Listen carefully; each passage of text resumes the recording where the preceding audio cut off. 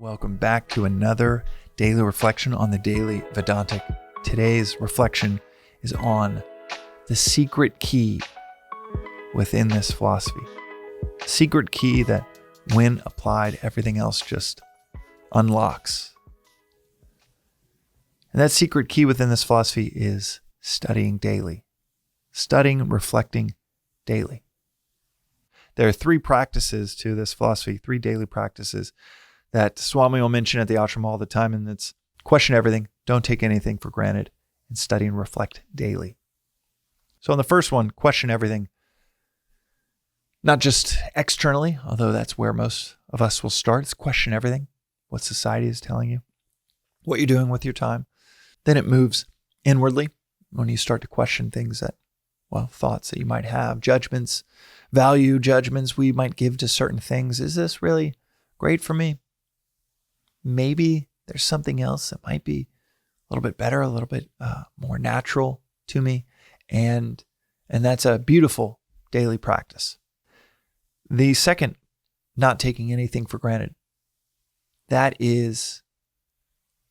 can be quite difficult, because not taking anything for granted, that means not only having one hell of a gratitude journal, being grateful for the things around us, but also being grateful for and seeing the positive consequences of what might have been absolute tragedy. That is not easy. But man, both of those, they take on a beautiful momentum in our lives.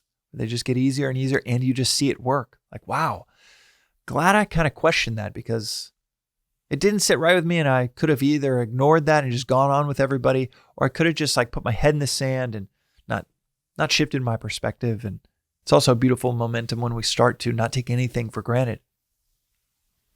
Start to remove the blinders for some of the things that we may have wanted to do anything to avoid at the time. We learn to grow to love that those things happen to us. No matter what, the things that go through my mind, like losing a sister when I was 15 and getting to a place where I would have done anything to change at the time. And yet now it's one of the greatest blessings I could ever think of, but would have never designed. And if you can get there with tragedy, then it takes on, like I said, this beautiful momentum in our lives where you just can't stop finding things to be grateful for. And you can't stop finding things that, I took that for granted. I'm taking this or that for granted right now. And it improves our awareness. But the third, and perhaps the most powerful way to improve our awareness, that takes on a momentum unlike anything in the first two buckets, is the study and reflection daily. The secret key to this philosophy. So much about anything to do with God or philosophy, spirituality, is wrapped up in these rituals that might be weekly. Going to church once a week, or you go to some seminar or talk, or you read a great book that has to do with spirituality every 3 or 4 months. But this philosophy is explicit when it says you got to study, reflect daily. It might only be 5-10 minutes, but it has to be daily. And that is because at the root of it all, so many of these episodes, or so many of the books, so many of the verses within any text within Vedantic literature is about the solutions. But when we get down to what is the problem, the root of all of our problems, the root is attachment. Selfish attachment. Selfish attachment to people, to things, to outcomes that cause all of our stress, strain, and suffering in our lives. It is so simple, and yet trying to unwind the amount of attachment we find ourselves in, it can be like bench pressing 500 pounds. It is simple, but it is not easy. But the antidote to that root problem is daily study and reflection. Why is it daily? Not only is bench pressing 500 pounds quite difficult, not impossible, but quite difficult, and requires a whole lot of good days stacked on good days, stacked on good days of development of your muscles. But additionally, the virus of attachment has no cure other than the absolute state of realization. Until you get there, and we're all just in this relative plane together. The separation within Vedanta is absolute plane and relative plane. That is what we are, is that absolute. But we're caught in the midst of this entanglement, we're told. This universe, this world, this experience, this projection that we touch on with many of the episodes within the Daily Vedantic. And with attachment is like a virus. A virus that has no cure, that you can only get inoculated from. And you get inoculated from that virus each morning. Ideally, before the sun rises. Before the light of the world brings you out to your extroverted self, before you feel this call to do, get all these things done, you get kind of pulled out into the world. Before the sun rises, there is this beautiful stillness that every one of us, everywhere around the world, can tap into. And that stillness is the best time to study and reflect. Again, 5-10 minutes, if that's all you can muster. But it must be daily, because you go 3 days, 4 days without it. You're going to have lunch with that friend and they're going to say a string of words in a certain order that makes you think, oh, I want that. Oh, I should have that. Oh, should I be working harder for that? Oh, should I be pursuing that? Go 2 or 3 months without studying reflection, and you find yourself flipping your life completely over towards some attachment or another. Getting more attached, more entangled. Even though you read that great book that gave you a lot of reprieve, or gave you a lot of peace 3-4 months ago, you're in the midst of pure chaos because you haven't touched that grounding wire each morning that is philosophical study and reflection. Reminding you, reorienting you towards the higher ideals. The secret key of this philosophy is that it explicitly states it's not just a nice to have to get that early morning study and reflection in. This philosophy is explicitly clear that it is required.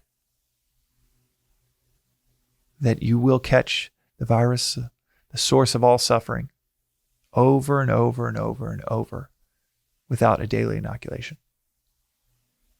These concepts, this manual for living, as we touched on in a previous episode, it doesn't become a manual for living unless it's studied and reflected on daily.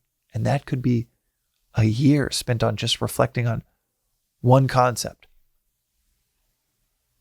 It could be reflecting on the concept that something I mentioned in a recent episode, one of my favorite concepts within Vedanta is seeing no otherness in the world. Love is seeing no otherness in the world and everything else. If it is just quote unquote love of 1 or 2 people in your life, that is just preferential attachment because of how they make you feel. You could reflect on that, kick the tires on that, see if is that true? I don't think so. I think I really genuinely love this person. I don't think it's selfish, preferential attachment on how they make me feel. You could reflect on that for a year, for 5 years. Is love really an identification with another? You could reflect on that for 5 lifetimes. But this philosophy says, if you really want to shift, if you really want to move towards harmony, it requires you reflecting on it daily. That is the secret key within the philosophy of Vedanta. And that's today's reflection on the Daily Vedantic. We'll see you next time. Thanks for listening to the Daily Vedantic. This reflection is part of a free repeating 2-year course in Advaita Vedanta. Rooted in the timeless wisdom of the Upanishads, arguably the oldest philosophical texts on earth, you can begin with episode 1, which gives the 15-minute overview of the whole philosophy of Vedanta, or you can join the journey with any episode at any point. But the critical aspect of this course of understanding and mastering anything is to study and reflect, even for 10 to 15 minutes on the timeless each day, preferably at the start of your day. As is said in this philosophy, reflection is 100,000 times as powerful as listening. So listen, journal, sit with, discuss these concepts, or ask questions at thedailyvedantic.com with our AI-powered chatbot informed by about 700 episodes here, as regularly as one can if you want to see clarity and peace almost effortlessly unfold in your daily life. And if it doesn't result in a near immediate increase in clarity and peace, then toss aside and feel free to never listen again. One of the things that you might notice is after 7 or 8 days in a row, this doesn't feel like a discipline. This feels like a visit with a best friend to dive into the timeless with daily reflection. Within a few days, it becomes one of your favorite parts of the day. You can also find out more, including news about in-person events in Los Angeles and beyond, at the Daily Vedantic on Instagram or through our weekly newsletter at thedailyvedantic.com. Additionally, check out the links in our show notes for more resources like the books that are mentioned most frequently in the episodes, including Vedanta Treatise, perhaps the simplest and most straightforward read on this philosophy I've ever come across. Until next time, and from the entire team that works on the Daily Vedantic project, thanks for listening.